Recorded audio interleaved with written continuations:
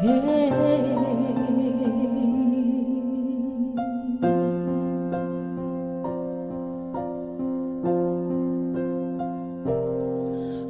kecil kita merindukan Natal, hadiah yang indah dan menawan.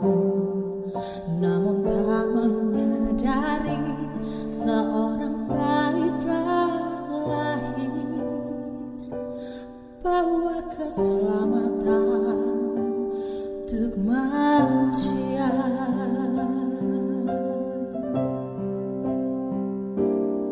Waktu pun berlalu dan kita pun tahu anugerah yang indah dari Bapa yang relakan anaknya disiksa dan disalibkan di bukit Kalvari karena kasih.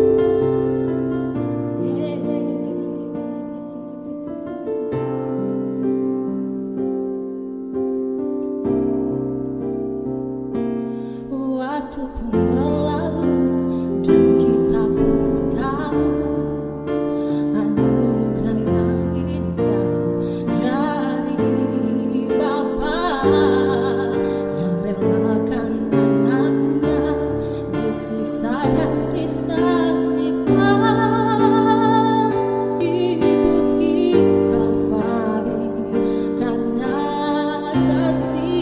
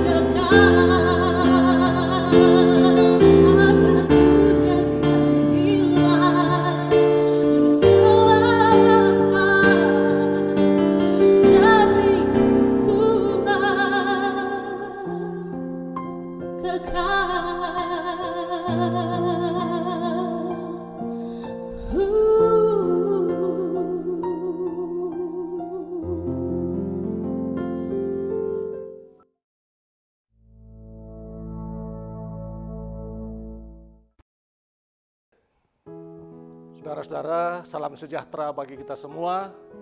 Malam baik buat orang semua. Puji Tuhan karena Dia masih kasih kesempatan orang untuk berada di hari ini di perayaan Natal hari yang kedua.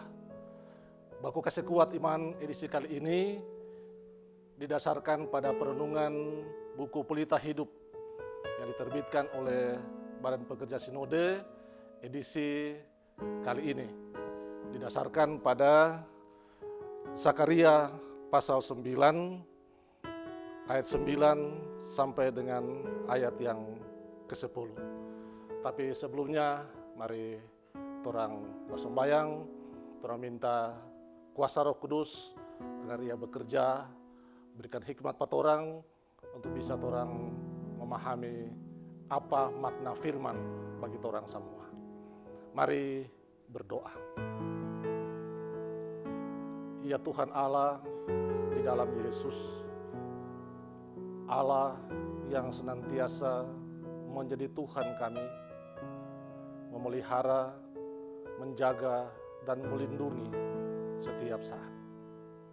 Sekarang anak-anak-Mu, orang semua akan membaca Alkitab yang terdapat di dalam Sakaria pasal 9 ayat 9 dan 10. Tuhan kiranya menolong torang semua agar torang bisa mengerti apa kata firman ini untuk torang semua dan boleh torang lakukan dalam hidup tiap hari. Di dalam nama Yesus doa ini disampaikan. Amin. Saudara-saudara, Sakaria pasal 9 ayat 9 sampai 10 begini firman Tuhan. Raja Mesias di Sion. Bersorak-soraklah dengan nyaring, hai putri Sion. Bersorak-sorailah, hai putri Yerusalem. Lihat, rajamu datang kepadamu, ia adil dan jaya. Ia lemah lembut dan mengendarai seekor keledai beban yang mudah. Ia akan melenyapkan kereta-kereta dari Efraim dan kuda-kuda dari Yerusalem. Busur perang akan dilenyapkan dan ia akan memberitakan damai kepada bangsa-bangsa. Wilayah kekuasaannya akan terbentang dari laut sampai ke laut dan dari sungai Efrat sampai ke ujung bumi. Saudara-saudara, itulah firman Tuhan yang telah dibaca bersama. Tuhan kiranya menolong torang semua untuk boleh memahaminya, torang renungkan, tetapi juga torang lakukan dalam torang hidup sehari-hari, lebih khusus akan melengkapi torang bersukacita di hari Natal ini. Terpujilah nama Tuhan. Saudara-saudara, pulang kampung adalah kerinduan semua orang. Pulang kampung sebenarnya sudah mentradisi dalam hidup sehari-hari.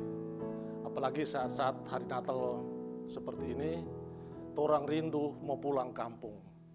Baku dapa dengan keluarga, baku dapa dengan mama dan papa, baku dapa dengan kakak, adik, baku dapa dengan saudara-saudara, baku dapa dengan anak sarani, dan lain-lain. Pulang kampung juga, torang rindu masakan-masakan yang ada di kampung. Apalagi di momen-momen Natal seperti ini. Selalu torang rindu untuk pulang kampung.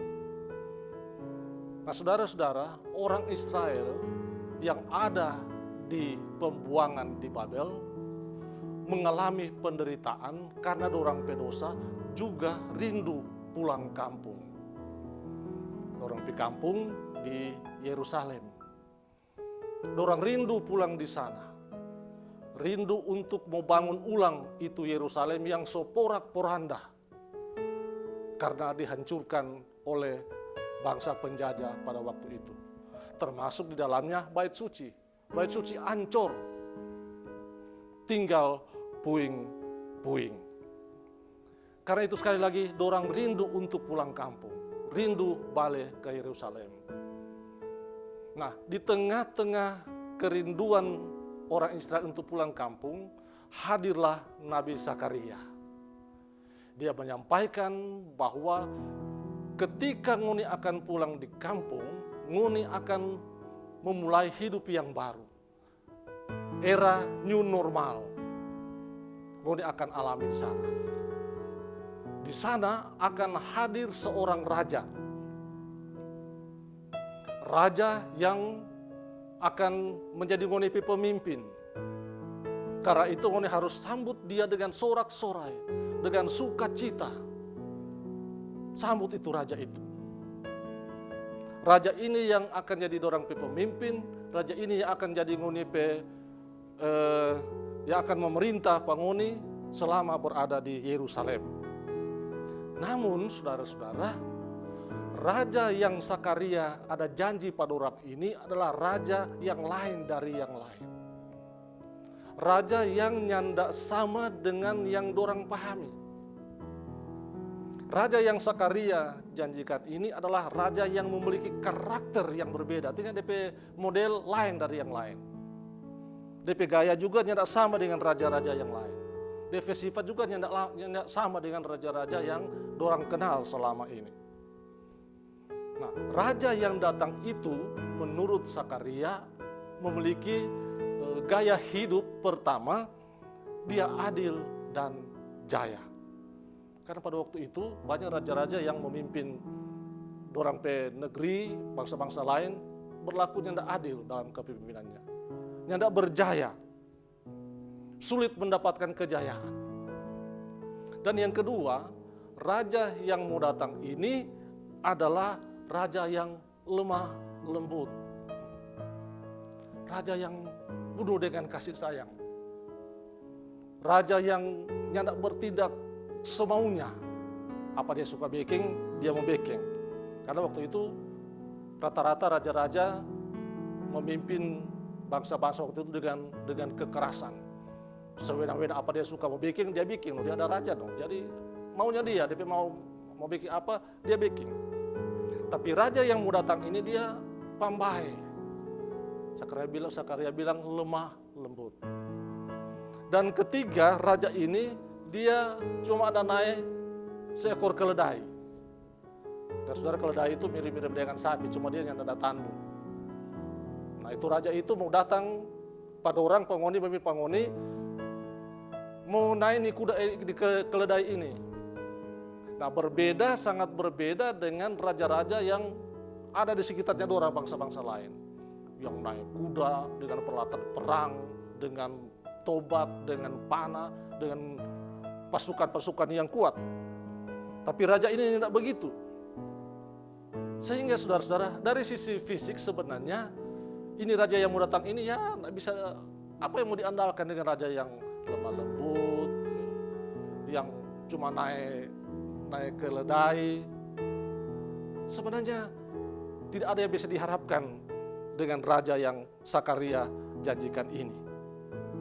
Namun saudara-saudara, Nabi Zakaria menjanjikan bahwa raja yang datang ini, sekalipun dia lemah lembut, sekalipun dia cuma naik keledai beban yang muda lagi, tetapi ia akan sanggup dan mampu mau kasih kalah itu kuda-kuda, tentara-tentara, pasukan-pasukan yang ada pada waktu itu.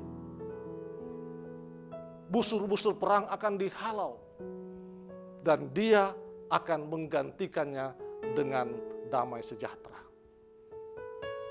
Raja yang dijanjikan mau datang ini mau ganti itu kekerasan dengan kelemah lembutan. Dia mau ganti itu kesombongan dengan kerendahan hati.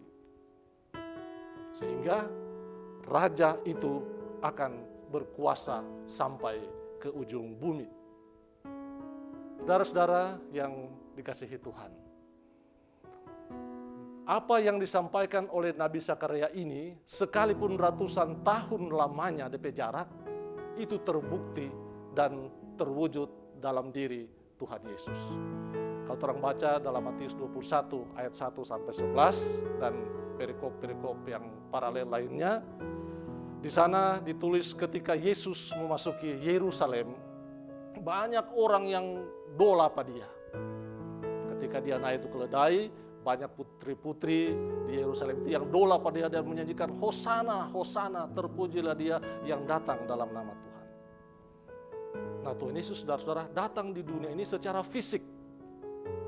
Dapat orang lihat dengan orang pemata sendiri. Untuk apa? Supaya itu kerinduan umat yang telah lama menantikan pembebasan dari berbagai perlakuan yang tidak adil itu boleh terwujud. Boleh dorang rasakan, boleh dorang nikmati. Nah, Yesus datang di dunia ini tidak dengan kekerasan, tidak dengan kendaraan atau peralatan perang yang luar biasa, yang banyak, yang dikawal oleh puluhan pasukan-pasukan bersenjata lengkap. Dia juga tidak pakai pakaian jubah kebesaran. Tetapi sebaliknya, Tuhan Yesus datang dengan kelemah lembutan, dengan penuh kasih sayang, cuma naik seekor keledai beban yang muda. Ia datang lewat tangisan bayi di Bethlehem. Dia datang dalam kerendahan, dia datang dalam kehinaan sebenarnya. Dia cuma pakai itu lampin usang, mungkin orang juga pernah pakai, atau mungkin juga cuma pinjam, dan cuma DP orang tua, Marta dan Maria, yang sambut kehadirannya di dunia ini. Tetapi juga dia dikawal oleh malaikat-malaikat tentara sorga. Kau itu tentara-tentara dari sorga menyanyi kemuliaan bagi Allah di tempat yang maha tinggi dan damai sejahtera di bumi di antara manusia yang berkenan kepadanya.